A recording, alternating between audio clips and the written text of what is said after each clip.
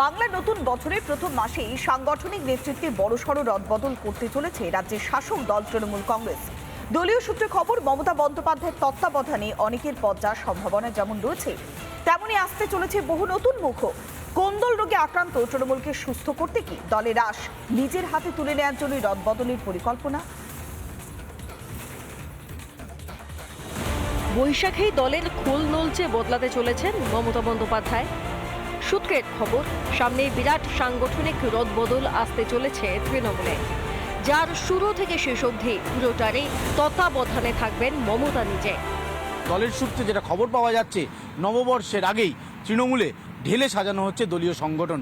Booth স্তর থেকে শুরু করে রাজ্য নেতৃত্ব, একাধিক রদবদলের প্রবল সম্ভাবনা। দরজায় কড়া নাড়ছে ২৬-এর বিধানসভা নির্বাচন।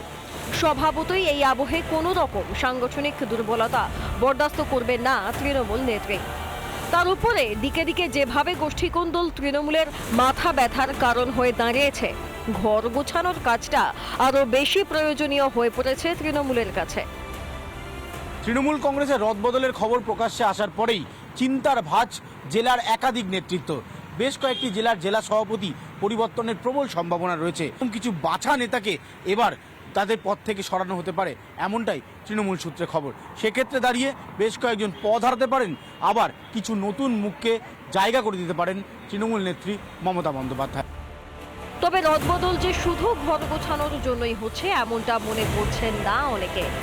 ২৬-এর নির্বাচনের আগে দলের রাশটাও পুরোটাই নিজের হাতে রাখতে চাইছেন মমতা। তাই নতুন তৃণমূল বা নবজোয়ারে ভেসে আসা নেতা নেত্রীদের জায়গায় বিশ্বস্ত ও অনুগত লোকেদের জায়গা করে দেওয়াও এই রদবদলের অন্যতম উদ্দেশ্য হতে পারে বলে জল্পনা। পুরনো চোর গিয়ে নতুন চোর এলে কি এই অবস্থার পরিবর্তন হবে? ওদের দলের নবজোয়ার মানে কি?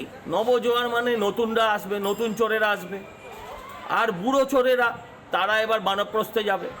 এতে বাংলার মানুষের কিচ্ছু যায় আসে না। কাদের ডানা ছাড়তে চলেছেন মমতা? কাদেরই বা কপাল খুলবে? এসব জল্পনার মধ্যেই রয়েছে আশঙ্কাও।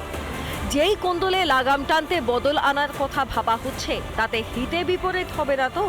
দলনেত্রীর সিদ্ধান্তে অখুশিদের অসন্তোষে নির্বাচনের আগেই টুকরো টুকরো হয়ে যাবে না তো শাসক দল? রিপাবলিক বাংলা।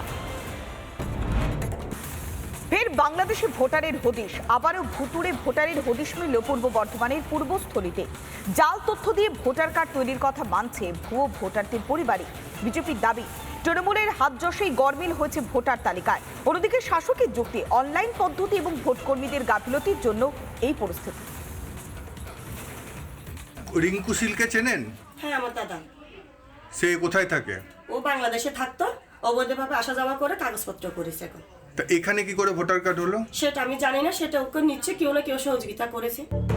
বাংলাদেশের নাম এদেশের ভোটার তালিকায় ঢোকাতে কাদের মদত, সহযোগিতা কাদের? পূর্ব বর্ধমানে পূর্বস্থলীতে ফের ভুয়ো ভোটারে খোঁজ মিলতেই শুরু হয়েছে তুমুল বিতর্ক।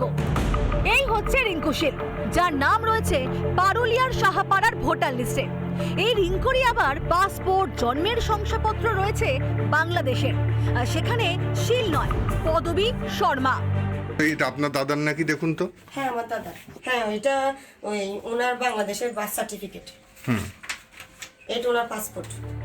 শুধু রিঙ্কুই নয়, নাম রয়েছে আরেক বাংলাদেশি অর্জুন রায়েরও। তবে বাংলাদেশের ভোটার তালিকায় নাম অর্জুন কান্তি রায়, এখানে নাম থেকে কান্তি বাদ। ভোটার কার্ড কোথায় কারো না? ওখানে আছে। ওখানে মানে কোথায়? বাংলাদেশে। তাহলে এখানে কি করে ভোটার কার্ড হলো? তো কর্মসূত্রে ওখানে এখন করে আসছে, এই আর কি। তো এখানে তো ভোটার থাকে। এখানে ভোট দেন তো? হ্যাঁ, দেন। আবার বাংলাদেশেও ভোট দেন? বাংলাদেশে দেওয়া তো সব সময় জানি না সেটা। বাংলাদেশে তো ভোটার কার্ড তালিকায় নাম আছে না? আছে অবশ্যই। কিভাবে হলো এত বড় জালিয়াতি? অবৈধ ভোটারের বিষয়টা সম্পূর্ণ তৃণমূল জড়িত, আগে সিপিএম জড়িত, এরা এটা করেছে। এদের সব অনলাইনে প্লাস কিছু বিএলএ আছে, বিএলও, এরা পয়সা করি খেয়ে এদের নাম তুলেছে। সব দায় কি সরকারি আধিকারিকের, নাকি জালিয়াতি ধরা পড়তেই এখন সৎ সাজার চেষ্টা তৃণমূলের? পূর্ব বর্ধমান থেকে সন্তোষ দাসের রিপোর্ট, রিপাবলিক বাংলা। নানা ধরনের কন্টেন্ট দেখার জন্য লাইক করুন, শেয়ার করুন আমাদের ফেসবুক পেজ, সাবস্ক্রাইব করুন আমাদের ইউটিউব চ্যানেল। পাশাপাশি অন্যান্য ব্রেকিং নিউজের জন্য অবশ্যই চোখ রাখুন রিপাবলিক বাংলায়।